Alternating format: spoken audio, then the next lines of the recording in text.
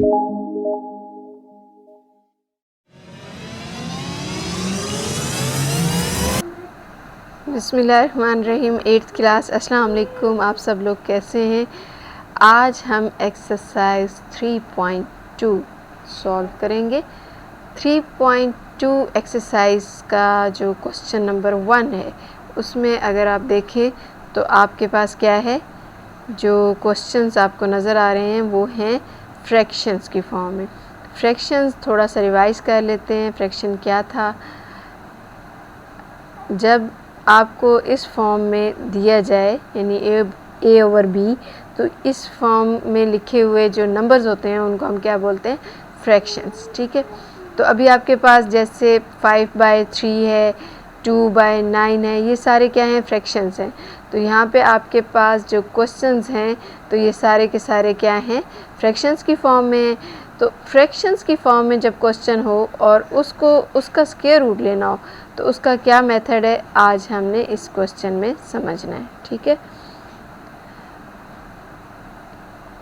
Square root के बारे में तो आप लोग प्रीवियस एक्सरसाइजेज में सीख चुके हैं। तो आज हम फ्रैक्शंस के स्क्वायर रूट के बारे में डिस्कस करते हैं कि उनको किस तरह से सॉल्व किया जाता है। देखने में आपको लग रहा होगा कि बहुत मुश्किल है कि आप किस तरह से फ्रैक्शन में स्क्वायर रूट लेंगे, तो ऐसा है नहीं, ये बहुत ही आसान है। यहाँ फ्रैक्शन में आपके पास 2 नंबर्स आ रहे हैं। जैसे मैं पहला क्वेश्चन कर रही हूँ तो इसमें 25/49 है।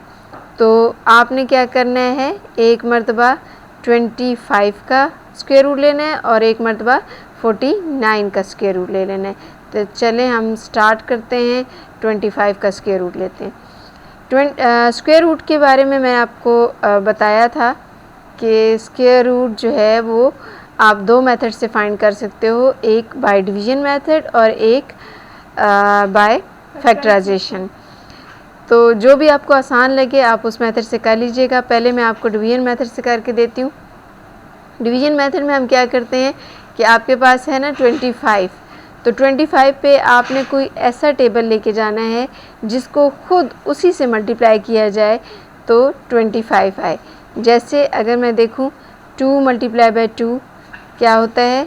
4, 3 × 3 9, 4 × 4 16 एंड 5 × 5 इज़ इक्वल्स टू 25। तो स्क्वायर रूट में आपने कभी भी ये नहीं करना कि 5 3s आर या 6 8s आर, इस तरह डिफरेंट टेबल नहीं लेने। जो टेबल भी ले रहे हैं आपने क्या करना है, सेम उसी टेबल से आपने मल्टीप्लाई करना है। जैसे मैं 5 का ले रही हूँ तो 5 को 5 से ही करूँगी, 5 को 4 से या 6 से नहीं करूँगी। ठीक है, याद रखना है जो भी आप टेबल पढ़ोगे उसको खुद जो है ना उसी नंबर से मल्टीप्लाई करना है। तो यहाँ पे हम 5 5 से ले रहे हैं, सो 5 5s आर 25। और रिमाइंडर में जब कुछ नहीं बचता तो जो आपका कोशेंट होता है, यहाँ जो ऊपर नंबर होता है इसको हम क्या बोलते हैं? कोशेंट। तो ये कोशेंट आपका आंसर होता है। ठीक है, तो अब ये जो 25 था इसका आंसर, इसका स्क्वायर रूट क्या आ गया? 5। Now we have to solve 49। 49 का भी स्क्वायर रूट लेंगे। तो 49 का स्क्वायर रूट बच्चों किस तरह से लेंगे? अगेन वही प्रोसेस। अब इसमें आपने देखें 5 तक चले थे, अब मैं 6 से करती हूँ तो 6 को इटसेल्फ 6 से ही करेंगे, 6 6 36 हो जाएगा। फिर 7 से करते हैं तो 7 7s आर 49। तो आपका आंसर आ गया 7 7s are 49 and the reminder is nil। So your quotient is your answer and that is 7। तो आपका आंसर क्या आया बच्चों? 5/7। Good, 5/7 is the square root of 25/49। Very easy. अच्छा, इसी क्वेश्चन को अब मैं बाय फैक्टराइजेशन सॉल्व करके दिखाती हूँ। फैक्टराइजेशन आपने छोटी क्लासेस में काफ़ी मरतबा सॉल्व किया है, तो हम अब इसका स्क्वायर रूट फाइंड करते हैं। फैक्टराइजेशन के ज़रिए से। सबसे पहले आप किसकी फैक्टराइजेशन ले रहे हैं? 25 की। तो 25 पे आप स्टार्ट करते हैं। फैक्टराइजेशन में आप क्या करते हो? जितने भी प्राइम नंबर्स हैं 2, 3, 5, 7 and so on, in number से आप लोग डिवाइड करते हो। तो यहाँ पे आप 2 से 3 से तो नहीं कर सकते, लेकिन 5 का टेबल जो है वो 25 पे जाता है। सो हम लोग स्टार्ट ही 5 से करते हैं। 5 5s are 25 and 5 1s are 5। अब हम जितने भी ये फैक्टर्स बने हैं इनको क्या करेंगे? मल्टीप्लाई। 5 मल्टीप्लाई बाय 5 और इसका लेंगे स्क्वायर रूट, क्योंकि हम 25 का स्क्वायर रूट ले रहे हैं। अच्छा, 5 इंटू 5 का क्या मतलब होता है? 5 स्क्वायर। और एक बहुत ही इंटरेस्टिंग बात कि ये जो स्क्वायर रूट का साइन आपको नज़र आ रहा है, इसकी भी पावर होती है। जानते हैं इसकी पावर क्या होती है? 1/2। 1/2। तो हम स्क्वायर रूट का निशान जो है, जो सिंबल है, वो यूज़ नहीं करते, बल्कि उसकी पावर यूज़ कर लेते हैं, एंड दैट पावर इज़ 1/2। तो अब अगर आप गौर करें तो 5 की पावर्स 2 हैं, 2 एंड 1/2। ये दोनों पावर्स आपस में क्या हो रही हैं? मल्टीप्लाई।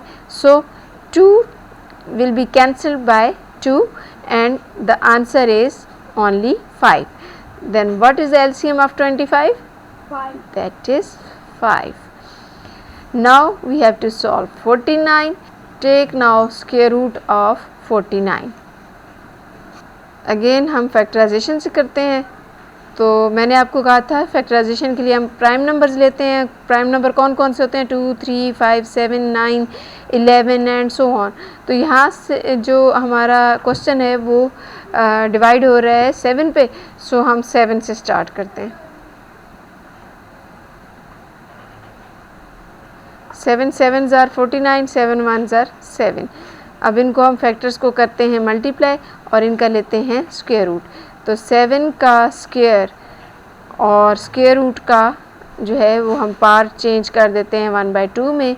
तो 2 will be cancelled by 2 and the answer is 7. So your answer is 5/7. तो अब आपको समझ आ गई, बाय डिवीजन मेथड भी हमारे पास यही आंसर आया था और बाय फैक्टराइजेशन भी हमारे पास यही आंसर है। बहुत ही इजी क्वेश्चन था ये। Let's start second part, that is 225 over 169। तो सबसे पहले हम 225 का स्क्वायर रूट ले लेते हैं। बाय डिवीजन मेथड में सॉल्व करें। अच्छा, बाय डिवीजन मेथड में एक चीज़ आप लोगों ने पढ़ ली होगी कि हम राइट से लेफ़्ट की जानिब चलते हैं, पेयर्स बनाना शुरू करते हैं राइट साइड से, और लेफ़्ट की जानिब चलते हुए पेयर्स बनाते जाते हैं। तो हमने राइट साइड से पेयर बनाने शुरू किए, तो एक पेयर हमारे पास आ गया 25 और दूसरा जो है हमारे पास रह जाता है 2। उसका पेयर नहीं बनता, तो कोई बात नहीं, उसको ऐसे ही रहने दें। अब हमने सॉल्व तो यहीं से शुरू करना है, लेफ़्ट हैंड साइड से। तो हम 2 पे टेबल कौन सा लेके जाएंगे? हम स्टार्ट करते हैं 1 से। 1 से स्टार्ट करते हैं और देखते हैं कि इस पे कौन सा टेबल सही रहेगा। 1 1s are 1, 2 2s are 4 and 3 3s are 9 and so on. लेकिन हमें क्योंकि 2 के लिए चाहिए, तो 2 को देखते हुए देखें तो 4 will be greater than 2, that can not be subtracted from 2। ठीक है ना, 4 को हम 2 से सब्ट्रैक्ट नहीं कर सकते, इसलिए हम क्या करते हैं 1 ले लेते हैं। तो 1 1s are 1 आ जाएगा। Now you can subtract 1 from 2। ठीक है, तो याद रखना है कि जो भी यहाँ पे टेबल लेंगे, उस टेबल का जो सोल्यूशन है, उस टेबल का सोल्यूशन जो आएगा वो क्या होना चाहिए? आपका जो ऊपर नंबर गिवन है उससे कम या उसके इक्वल होना चाहिए, लेकिन उससे ग्रेटर बिल्कुल भी नहीं होना चाहिए। ठीक है, तो चलें अब हम सब्ट्रैक्ट करते हैं। 2 - 1 क्या हो जाएगा? 1। और फिर उसके बाद हम नेक्स्ट पेयर को नीचे उतारेंगे एंड दैट पेयर इज़ 25।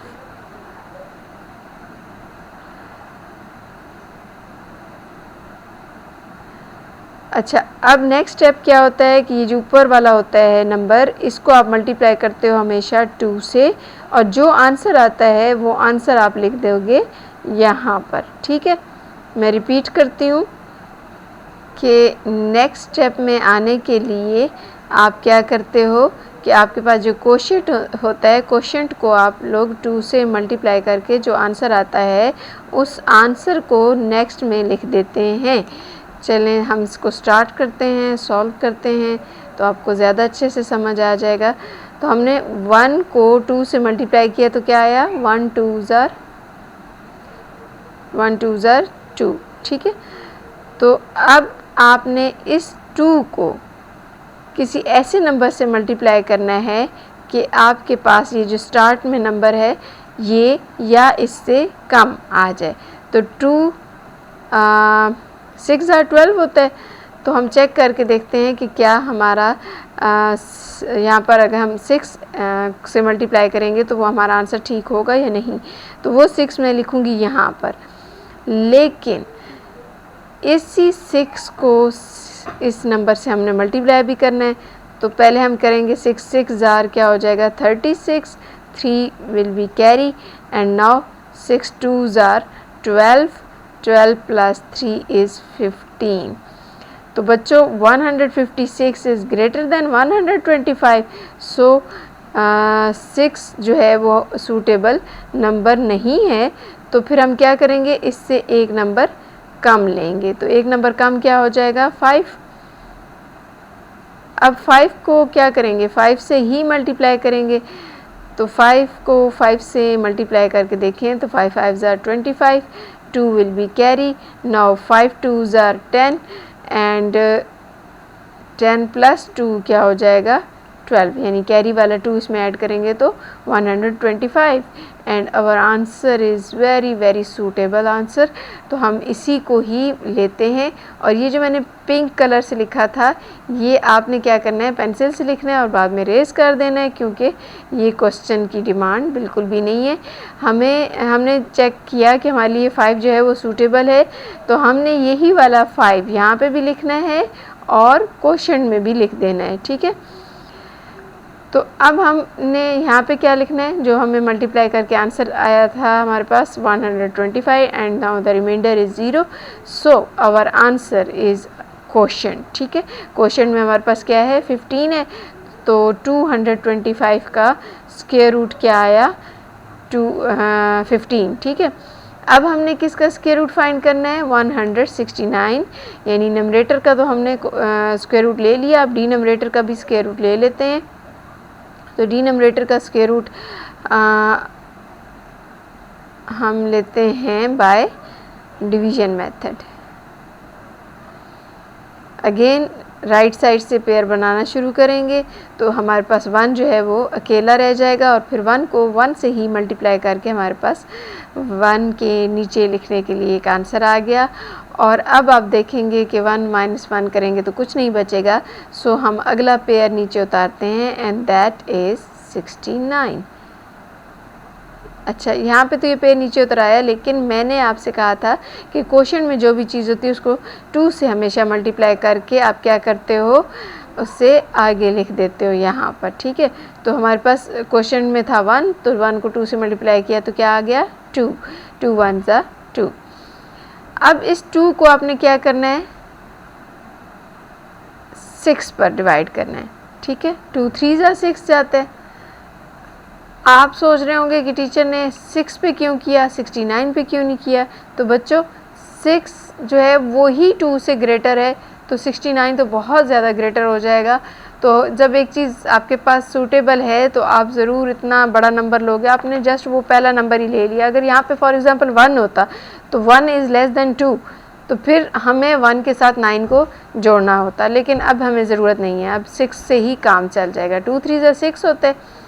सो यहाँ पे मैं क्या लिख देती हूँ 3। और अब हम चेक करते हैं कि क्या 3 इज़ सूटेबल मल्टीपल। तो हम मल्टीप्लाई करना शुरू करते हैं। 3 3 ज़ा 9 एंड 3 2 ज़ा 6। तो ये तो बहुत ही सूटेबल है, बिल्कुल एग्जैक्ट हमारे पास 69 आ रहा है। सो हम ज़रूर 3 ही यूज़ करेंगे। बाकी जो एक्स्ट्रा था वो मैंने रेज़ कर दिया और यही 3 कंफर्म करने के बाद मैंने क्वोशंट में भी लिख दिया। तो मुझे मालूम हुआ कि 23 को 3 से मल्टीप्लाई करने से हमारे पास 69 आ जाता है। तो अब रिमाइंडर में कुछ ना बचने के बाद हम क्वेश्चन को एज अ आंसर लिख लेंगे। एज एन आंसर लिखने के बाद देखें तो हमारे पास कंप्लीट आंसर क्या आ रहा है, 15/13। ठीक है। अच्छा, एक और चीज़, अब आप सोच रहे होंगे कि क्या आपका आंसर सिर्फ 15/13 है, क्या आपको ये सारा प्रोसेस करने की ज़रूरत होगी या नहीं। तो बच्चों ये ज़रूर करना है, इसके भी मार्क्स होते हैं। इसको अगर आप सॉल्व नहीं करोगे, एग्जैक्ट जस्ट आंसर लिख दोगे, तो that will not be acceptable. May be teacher जो है वो ये समझें कि आपने चीटिंग की या कैलकुलेटर यूज़ किया, आपने सॉल्व नहीं किया, इसलिए आपने ज़रूर सॉल्यूशन लिखना है। और बेहतर होगा कि सॉल्यूशन आप सामने लिखें मगर पेंसिल से लिख लें। ठीक है। तो अगर तो आपके टीचर की डिमांड है कि आप उसे पेन से ही सॉल्व करके दिखाएं, तो इट विल बी बेटर कि आप पेन यूज़ करो, otherwise you can use pencil. Let's start our next question, and that is third part, which is 1681/841. Taking square root of 1681 over 841, तो इसके लिए आपने क्या करना है, 1681 का भी स्क्वायर रूट ले लेना है और 841 का भी स्क्वायर रूट ले लेना है।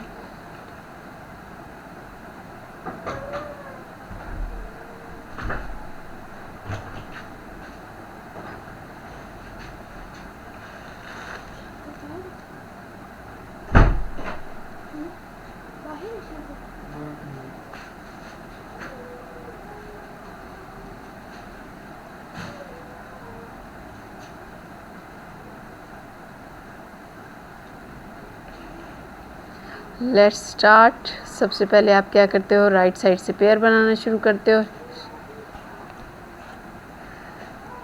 चलें जी, अब आप ही मुझे बताएं कि हम यहाँ पे किस तरह से इसको सॉल्व करेंगे।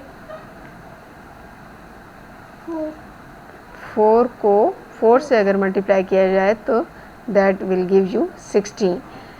नेक्स्ट स्टेप में क्या करते हैं, 4 को 2 से मल्टीप्लाई करते हैं और उससे नेक्स्ट लिख दिया जाता है। 4 2s are 8 आएगा। अच्छा, नेक्स्ट पेयर अब नीचे उतारा जाएगा क्योंकि यहाँ पे तो कुछ भी नहीं बच रहा, 81 आ जाएगा। अब इस 8 को हम किस से मल्टीप्लाई करें कि हमारे पास 81 आ जाएगा। तो थोड़ा सा अगर आप मुझे बताएं, दैट विल बी 1, क्योंकि 1 को जब हम 1 से मल्टीप्लाई करेंगे तो वो जो है आपको क्या आंसर देगा, 81 ही देगा। 81 को जब आप 1 से मल्टीप्लाई करोगे तो आपके पास आंसर क्या आएगा, 81, एंड रिमाइंडर विल बी 0। लेकिन याद रखना है कि यही 1 आपने क्वोशंट में भी लिखना है। सो अब आपका जो है 1681 का स्क्वायर रूट क्या आ गया है, 41। और अब हम सॉल्व करते हैं 841 को। तो 841 के लिए भी यहाँ से आपने पेयर बनाने शुरू करने हैं, तो आपके पास 8 बच जाएगा। अब 8 पे आपने कौन सा टेबल करना है, जो कि अगर तो आपके पास एग्जैक्ट 8 आ जाता है तो वेरी गुड, नहीं आता तो आप क्या करोगे, उससे कम वाला लोगे। तो हम स्टार्ट करते हैं 1 से, तो 1 1s are 1 will be very very least number, so हम उसे यूज़ नहीं करेंगे। 2 2s are 4, that is also least. Next 3 3s are 9, 9 is greater than 8, so हम 3 यूज़ नहीं करते बल्कि हम उससे पिछला नंबर यानी 2 यूज़ कर लेते हैं, that is 2 2s are 4। Now minus करने से आपके पास क्या आ जाएगा, 8 - 4 विल गिव यू 4। और नेक्स्ट पेयर इज़ 41, वो भी हम नीचे लिख लेंगे। अब हमने क्या करना है, इस क्वोशंट को 2 से मल्टीप्लाई करना है और 2 से मल्टीप्लाई करने के बाद हमने यहाँ लिख देना है, 2 2s are 4 हो जाएगा। अब बच्चों हमने यहाँ पे क्या लिखना है, अगर आप इसको यहाँ पे 1 से लिखते हो, मैंने 1 क्यों लिखा, इस 1 को देखते हुए, क्योंकि यहाँ पे अगर मैं 1 करूँगी तो 1 1s are 1 and 4 1s are 4, तो बच्चों ये बहुत कम हो जाएगा। अब मैं चेक करती हूँ कि और कौन सा टेबल है जिसके एंड पे 1 आता है। जैसे 2 2s are 4 है, लास्ट में 4 आता है, 3 3s are 9 है, 4 4s are 16 यानी 6 आता है एंड पे, 7 7s are 49, तो 7 का करने से आपके पास एंड पे 9 आ रहा है। 8 8s are 64, 4 आ रहा है, नहीं चाहिए। 9 9s are 81, तो मैं 9 से चेक करती हूँ, क्योंकि 9 9 81 give you 1 on the last, ठीक है, एट द लास्ट आपको 1 मिल रहा है। सो हम 9 से चेक करके देखते हैं। 9 9 81 and 8 will be carry, 9 4 36 and 8 क्या हो जाएगा 44। So this is exactly accurate answer. Now you will write 9 in quotient. तो इससे आपके पास डिनोमिनेटर में क्या आ रहा है 29, मीन्स कि आपके पास 181 का आंसर क्या आ रहा है 41 स्क्वायर रूट लेने से, और 841 का स्क्वायर रूट लेने से आपके पास क्या आंसर आ जाता है 29। So this is the answer of your fraction. I hope कि ये भी आपको अच्छे से समझ आ गया होगा। चलें जी बच्चों, अब next part is fourth part, that is 361 over 625। ये मैं आपके लिए सॉल्व कर देती हूँ नेक्स्ट पार्ट्स, और इसमें अगर कोई प्रॉब्लम हो तो आप पूछ सकते हैं कमेंट्स में, अदरवाइज़ इनको ईज़िली आप सॉल्व कर सकते हैं।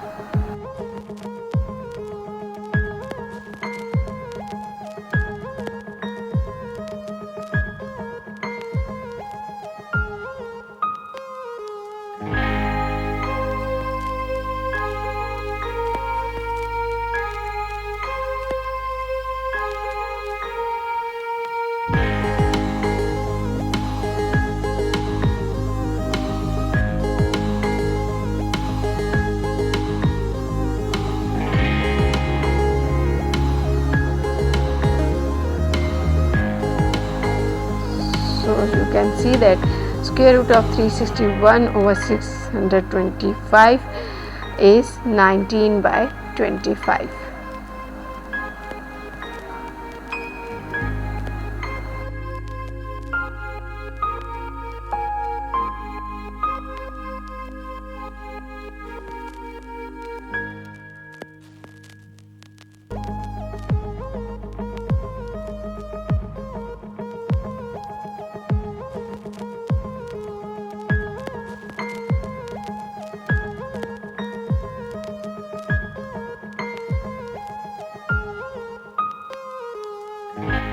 अच्छा बच्चों, इस क्वेश्चन में आप इसे मज़ीद भी सॉल्व कर सकते हैं, क्योंकि नंबरेटर जो है that is greater than denominator.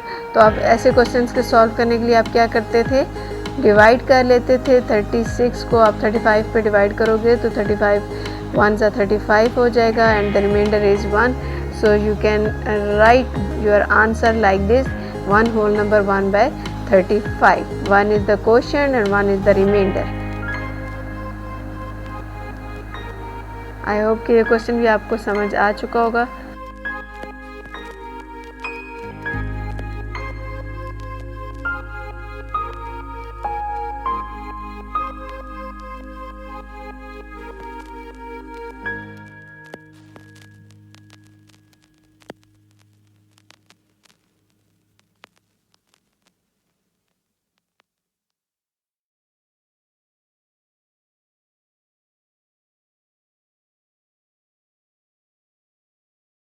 Now look at the sixth part, that is 125 over 729।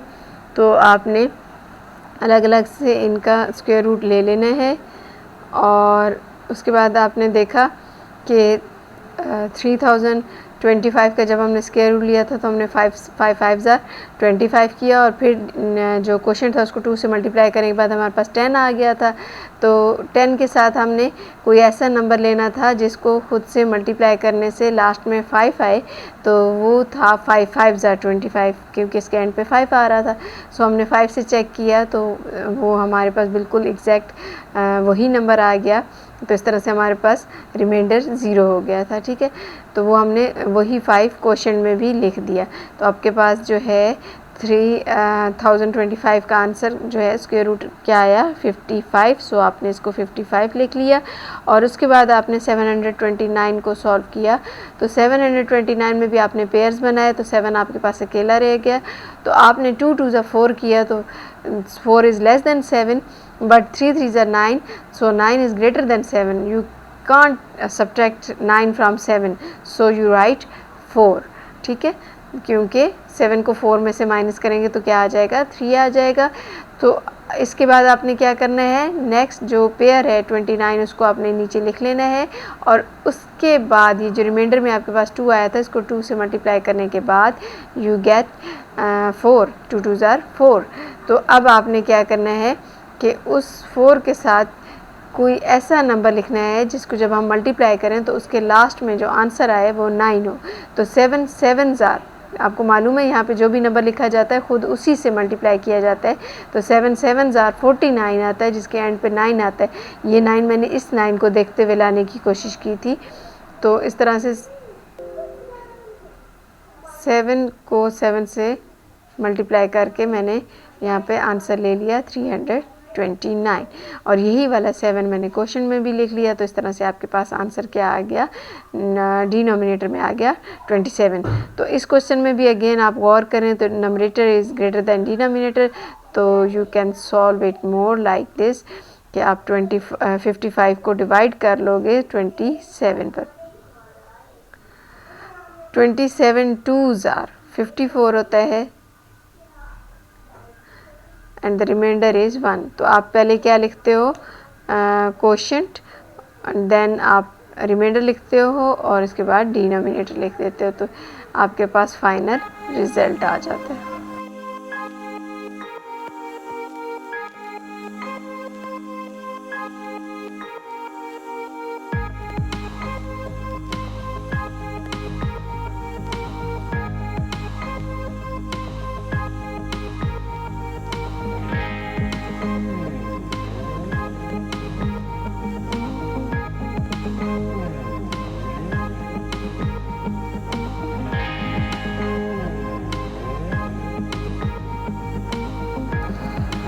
Next part 7th part में भी अगर आप देखें तो आपके पास जो नंबर है उसका आपने स्क्वायर रूट किस तरह से लेना है, नंबरेटर का अलग से ले लेना है, डिनोमिनेटर का अलग से ले लेना है। तो नंबरेटर में आपने देखा कि आपके पास था 2116, आपने पेयर्स बनाए 16 और 21 के। 21 पे आप टेबल कौन सा लेके जाते हो, 5 5 25 इज़ ग्रेटर दैन 21।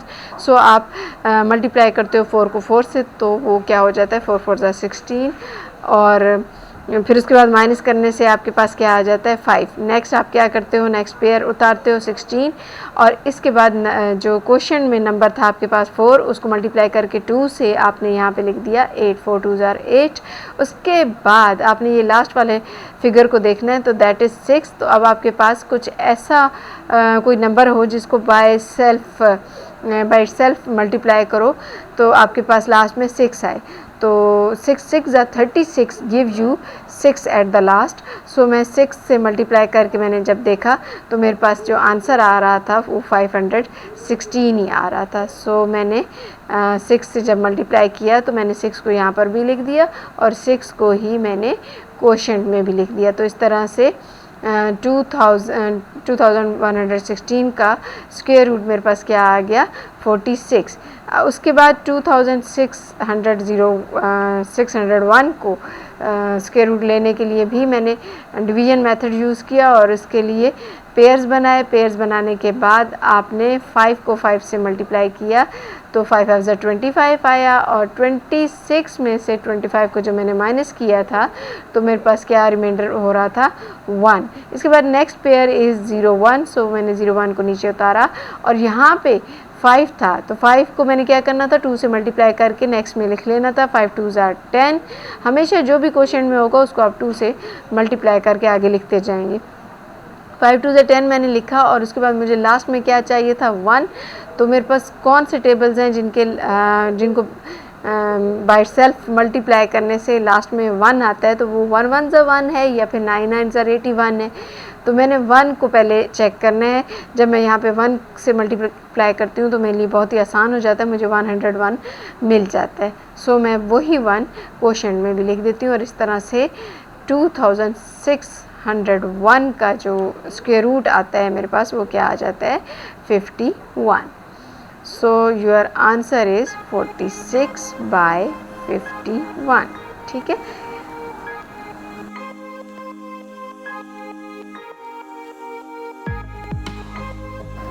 नेक्स्ट में देखिए 2025/1444 का आपने स्क्वायर रूट लेना है। तो 2025 को हम स्टार्ट करते हैं सॉल्व करना। इसका स्क्वायर रूट लेते हैं, पेयर्स बनाते हैं। 25 और 20 का पेयर लिया। अब मेरे पास 4 4 ज़ा 16 और 5 5 ज़ा 25। तो 25 जो है वो ग्रेटर है 20 से, इसलिए मैं 4 से करती हूँ। 4 4 ज़ा 16 हो जाएगा। 20 माइनस 16 करूँगी तो मेरे पास रिमाइंडर क्या आ जाएगा 4, और नेक्स्ट पेयर इज़ 25, तो उसको मैं लिख लूँगी यहाँ पर। इसके बाद इस क्वोशंट को करूँगी 2 से मल्टीप्लाई और लिख लूँगी यहाँ पे। ठीक है। तो 4 क्वेश्चन में 4 था, 4 2 ज़ार 8 हुआ। उसके बाद मुझे यहाँ कुछ ऐसा नंबर लिखना है जिसको बाय सेल्फ मल्टीप्लाई करूँ तो लास्ट में क्या आना चाहिए 5 आना चाहिए। तो वो नंबर क्या है 5।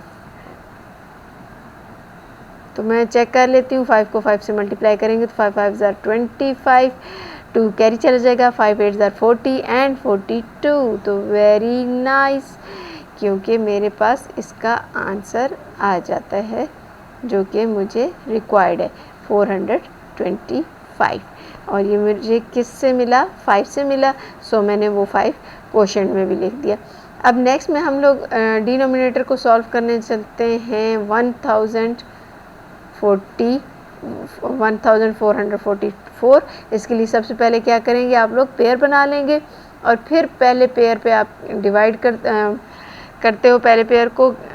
उसके लिए कौन सा आपके लिए टेबल सूटेबल रहेगा। 4 4 ज़ा 16 हो जाता है और 3 3 ज़ा 9। 16 इज़ ग्रेटर दैन 14, इसलिए वो मैं नहीं लिखूँगी। 3 3 ज़ा 9, यानी एक नंबर पीछे चले जाते हैं। तो अब हम 14 माइनस 9 करेंगे तो वो हमारे पास क्या आ जाएगा 5।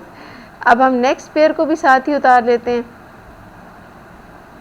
उसके बाद क्या करते हैं क्वोशंट वाले नंबर को 2 से मल्टीप्लाई करके नेक्स्ट में लिख लेते हैं। तो क्वेश्चन में हमारे पास है 3 3 2 ज़ा 6 हो जाएगा।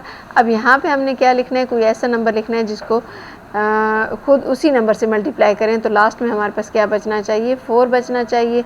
तो मैं यहाँ पे किससे मल्टीप्लाई करती हूँ, मैं यहाँ पे 8 से मल्टीप्लाई करती हूँ, क्योंकि 8 8 ज़ा 64 होता है। तो 8 8 ज़ा 64 और 6 कैरी चला जाएगा।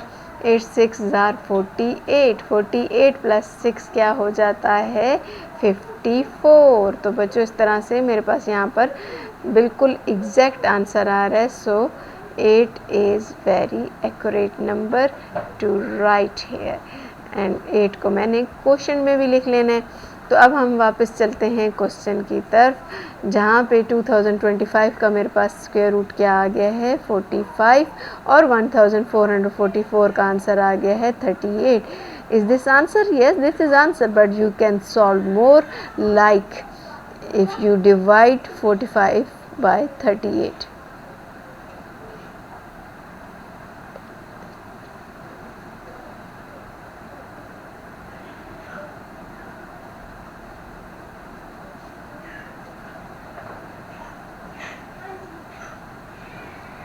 दैट्स ऑल, ये आपका आंसर आ गया।